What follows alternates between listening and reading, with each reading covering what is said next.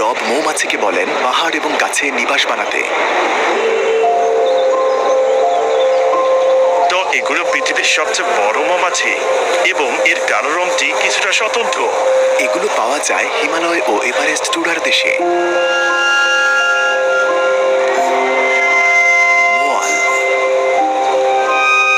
আমরা এখানে পৃথিবীর এক অসাধারণ মধু সংগ্রহের মৌসুমের সাক্ষী হতে এসেছি। হ্যালোসিনেটিং মধু, এটিকে বলা হয় ম্যাড হানি। নেপালে অবস্থিত হিমালয়ের চূড়া থেকে প্রাপ্ত বিশাল আকৃতির মৌচাক থেকে এটি পাওয়া যায়। আমরা যে মধুটি চাষ করি এটি মাদক জাতীয়। এর কারণ হলো রডোডেনড্রন ফুল। এইখানকার মানুষরা এটি গ্রহণ করে এবং মাদকাসক্ত হয়ে পড়ে। হ্যালোসিনেশনের বিষয়টি আসে ফুলটি থেকে। আমি হাঁটতে পারছি না, আমি কিছুই করতে পারছি না, পৃথিবীটা অন্ধকার। তারা উঁচু পাহাড়ে আরোহণ করে, যা কখনো কখনো উচ্চতায় 200 মিটারেরও বেশি হয়। বিশ্বের সবচেয়ে বিপজ্জনক মধু আহরণ প্রক্রিয়ার মধ্যে একটি। এটি নেপালের জাতীয় ফুল। এরা হলো এখানকার মোয়াল।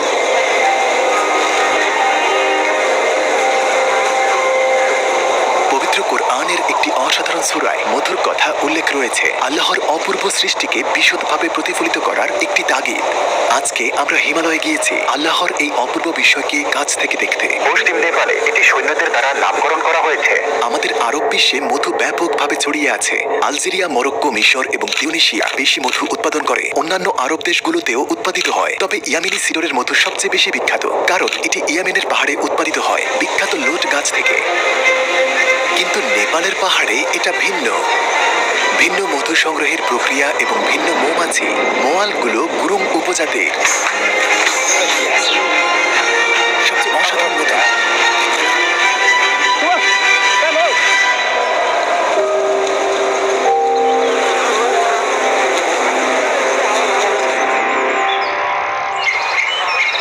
আমরা নেপালের রাজধানী কাঠমান্ডুতে পৌঁছালাম।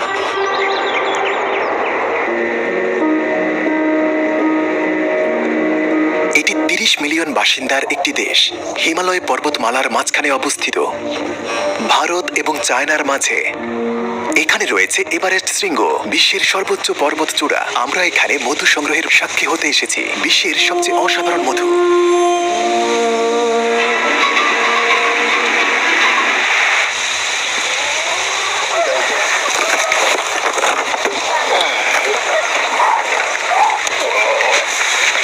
আমরা একটি অন্যরকম জায়গায় যাচ্ছি। আমরা পাহাড়ের চূড়ায় মোয়ালদের দেখতে যাচ্ছি।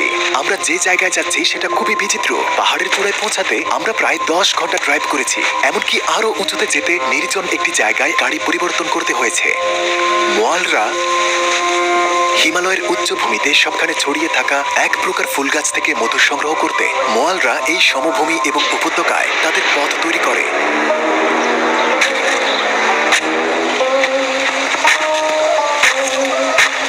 নেপালে একটি নতুন অ্যাডভেঞ্চার, চলুন যাওয়া যাক।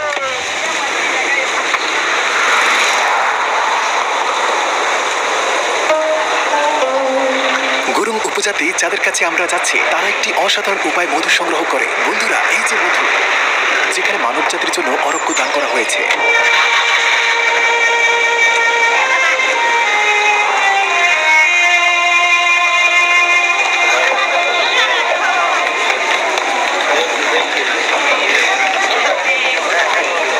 আগামীকাল আমরা মধু দেখতে যাব। এখানে রাত 10টা বাজে। আমরা সকাল 10টা থেকে বাইরে আছি। এই মধু পৃথিবীর অন্য যে কোনো মধু থেকে ভিন্ন। এটিকে হ্যালোসিনেশন হানি বলে। এই মৌসুমে এটি হয় বসন্তে, কারণ এটি সেই ফুলের জন্য ফুলের মৌসুম। ভাই, কি সুন্দর স্বাগত। ধন্যবাদ। আমরা কোথায় বসবো? এখানে বসুন। তারা আমাদের অভ্যর্থনা জানাচ্ছে।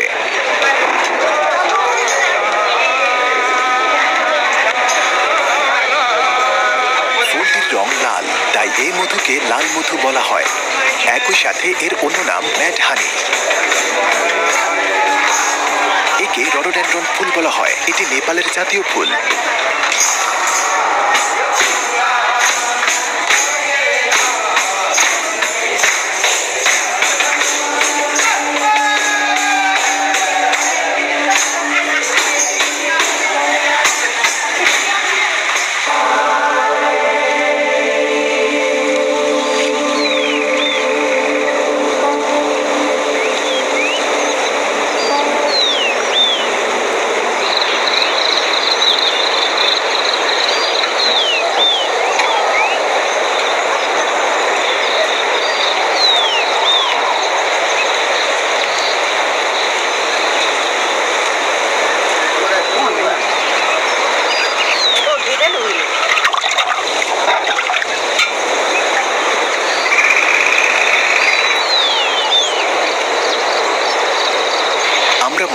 কাছে যাচ্ছি।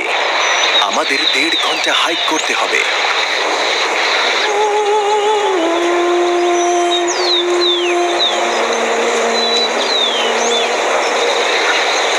আমাদের পেছনে হিমালয়। নেপালিদের পর্বত আরোহণের দারুণ শক্তি ও ক্ষমতা আছে। আপনি দেখতে পাবেন যে সারা বিশ্বের সব নেপালি পেশাদারভাবে আরোহণ করে। এর কারণ হলো তারা পর্বতের মাঝে বসবাস করে। নমস্কার, আমার নাম নন্দলাল ধামা। আমি তানজেতে বাস করি। আমি 20 বছর ধরে মধু সংগ্রহের কাজ করি।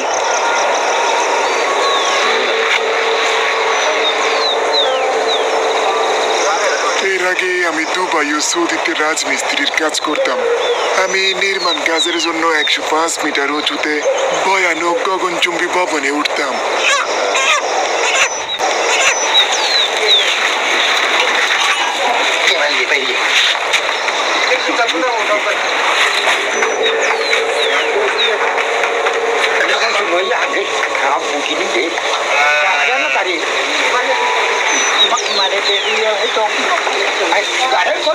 এরা গ্রুম উপজাতি, যাদের সম্পর্কে আমরা কথা বলছি। তো আমরা মধু সংগ্রহে নামছি।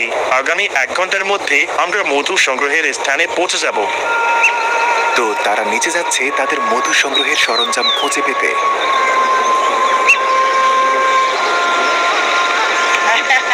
এই মধু পৃথিবীর সবচেয়ে বিখ্যাত এক মধুর প্রকার হিসেবে বিবেচনা করা হয়, যেখানে মানুষ জীবনের ঝুঁকি নিয়ে তার সংগ্রহ করার চেষ্টা করে। এটি বেশ উচ্চ মূল্যে বিক্রি করা হয়। এখানে আসা মোটেও সহজ কাজ ছিল না।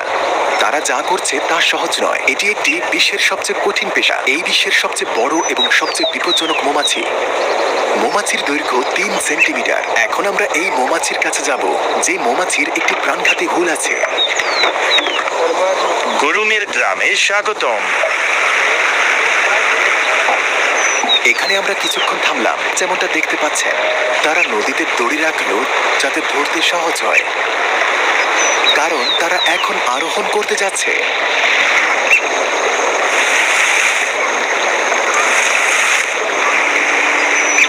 পাহাড়ে মধু চাষ করতে গিয়ে ও পাহাড়ে উঠতে গিয়ে অনেক মানুষ মারা গিয়েছে। যারা মারা গিয়েছে তাদের নামে পাহাড়ের নামকরণ করা হয়েছে, কারণ এটি একটি বিপজ্জনক পেশা।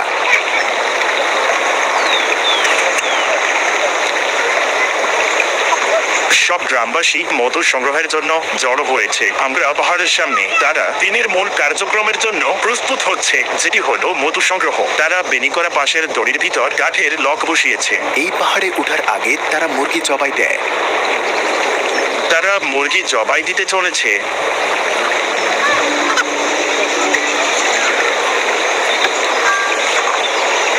সুতরাং রডোডেন্ড্রন ফুল ফোটার পরে ম্যাড মৌমাছিগুলো ফুলের মধ্যে উড়ে গিয়ে বসে এবং ক্রায়ানোটক্সিন সমৃদ্ধ অমৃত সংগ্রহ করে।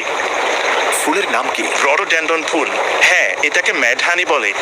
ম্যাড হানি? হ্যাঁ, ম্যাড হানি। আমি এই মধুর জন্য খুব উৎসুক।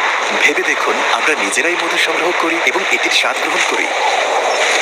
যে কোনো ফলের ফুল থেকে আহার করুন। আপনার রব আপনার জন্য যে পথ সহজ করেছে তা অনুসরণ করুন। ভাবুন, তাদের পেট থেকে বিভিন্ন রঙের তরল পদার্থ বের হয়। আমরা আজ সেটা দেখাবো। তারা মৌমাছির কাছে যাচ্ছে। আমরা একটি এলাকায় যাচ্ছি যেখানে মৌমাছি আমাদের চারপাশে জড়ো হবে। মৌমাছি তাড়ানোর জন্য তারা এই সবুজ পাতা জ্বালিয়ে দেবে। তাই তারা এই কাপড়গুলো আমাদের দিয়েছে, কারণ মৌমাছির হুল বিপজ্জনক। সুতরাং তারা সবুজ পাতা ব্যবহার করে, কারণ এটি বেশি ধোঁয়া উৎপন্ন করে এবং এই ধোঁয়া মৌমাছিদের বিরক্ত করে এবং তাদের মৌচাক ছেড়ে দেয়। আল্লাহ সম্পর্কে এটি আমাদের অনেক কিছু মনে করিয়ে দেয়, যেখানে মানুষের জন্য অরোগ্য রয়েছে। মৌমাছিরা ফুল থেকে অমৃত চুষে খায় এবং তারপর তাদের বাড়িতে ফিরে যায়। তাদের বাড়ি হলো মৌচাক এবং এই অমৃত মধুতে পরিণত হয় মৌমাছির পেটে। আমরা মধু খাওয়ার জন্য এটি করি।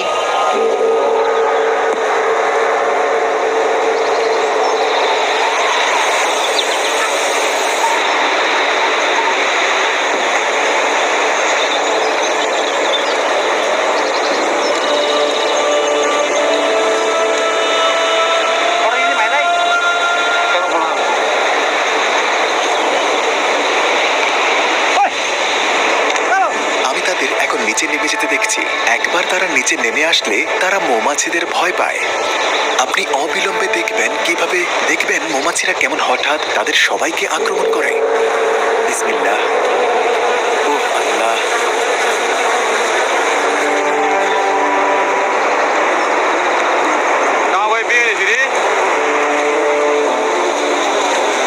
ধোঁয়া মৌমাছিদের তাড়িয়ে দেয়, এটা বিপজ্জনক।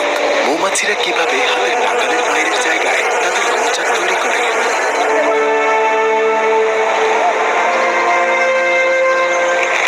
প্রতিবার আহরণের সময় আমরা 50 থেকে 60টি মৌমাছির কামড় খাই। শুরুতে এটা কষ্টদায়ক ছিল, কিন্তু বেশ কয়েকবার কামড় খাওয়ার পর এখন আর ব্যথা লাগে না।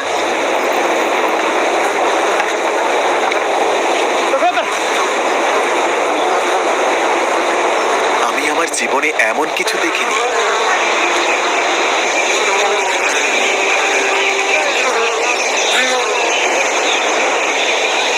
বিভিন্ন ধরনের মেডিকেল কাজের জন্য মধু ব্যবহার করা হয়, তো আমি এটি পছন্দ করি। এটি আপনার রক্তচাপের জন্য উপকারী। এটি সাপের কামড় থেকেও বাঁচায়। তিনি বলেন মধু লাগালে তাও সেরে যায়। মৌমাছিরা যখন ফুলের অমৃত চষে খায়, সেই অমৃত মধুতে পরিণত হয় মৌমাছির পেটের ভিতরে, এবং তারপর মৌমাছিরা এটি মোচাকে রাখে।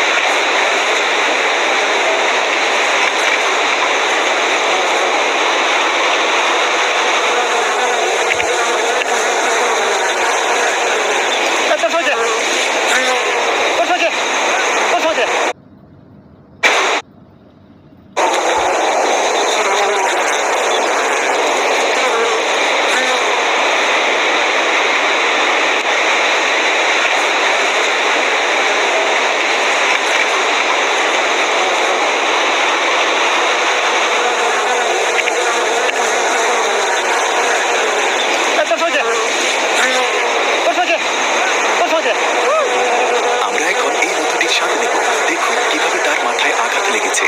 আমাদের সামনে তাকে এখন 4 বার দংশন করা হয়েছে।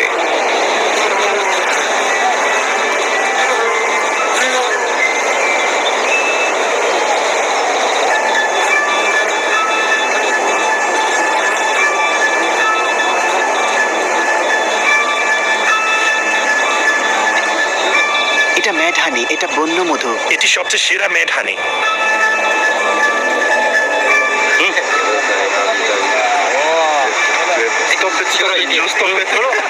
যদি আমি এটি খুব বেশি খেয়ে থাকি সমস্যা করতে পারে। তিনি বলেন 1 ঘন্টা পরে আমাদের হ্যালোসিনেশন হবে পার্শ্ব প্রতিক্রিয়া হিসাবে। Ja, gut, Armin. Du Spon? Ja. বিপদ হবে যখন আপনি 2 চামচের বেশি খাবেন। 1 ঘন্টা পরে আপনার মাথা ঘোরা অনুভব করবেন।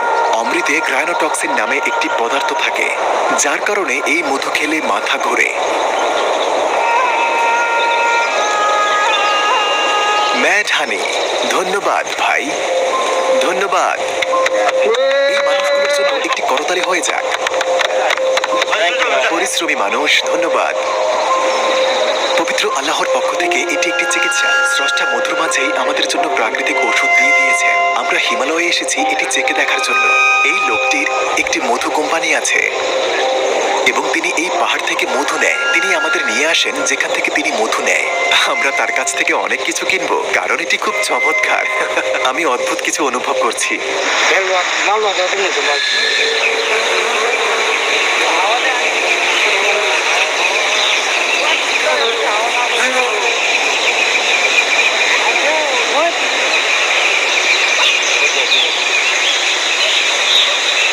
নিশ্চয়ই এতে চিন্তাশীলদের জন্য নিদর্শন রয়েছে। আল্লাহর নামে। বন্ধুরা, এটা ছিল মেঢানি সম্পর্কে নেপালে তৈরিকৃত ফিল্ম। এই ভিডিওর ইফেক্টগুলো দেখতে পাচ্ছেন, গ্রাম আর এখানের বাতাসের শব্দ, মৌমাছির শব্দ, আমরা এগুলো এপিডেমিক সাউন্ড থেকে পেয়েছি। তাদের সাথে কাজ করে যাচ্ছি 2 বছরেরও বেশি সময় ধরে। তারা এই ভিডিওটি স্পন্সর করেছে। ডেসক্রিপশন বক্সের লিংক খুলে এই ইফেক্টগুলো ব্যবহার করতে পারেন আর প্রথম 30 দিন বিনামূল্যে পাবেন। তাদের অব্যাহত সমর্থনের জন্য অনেক ধন্যবাদ। এছাড়াও তাদের দেখার মতো অনেক ফিচার আছে, যেমন সাউন্ড সিমিলার, যেটি সব সময় ব্যবহার করি। আপনি যখন একটি টাইপ পছন্দ করেন, যেমন সিনেমেটিক, আপনি এটির মতো সবকিছু খুঁজে পেতে পারেন। ধন্যবাদ এপিডেমিক সাউন্ড। ধন্যবাদ। নেপালি ভাষায় এর অর্থ বিদায়। পরবর্তী ভিডিওতে দেখা হবে, হয়তো এভারেস্ট থেকে। বিদায়।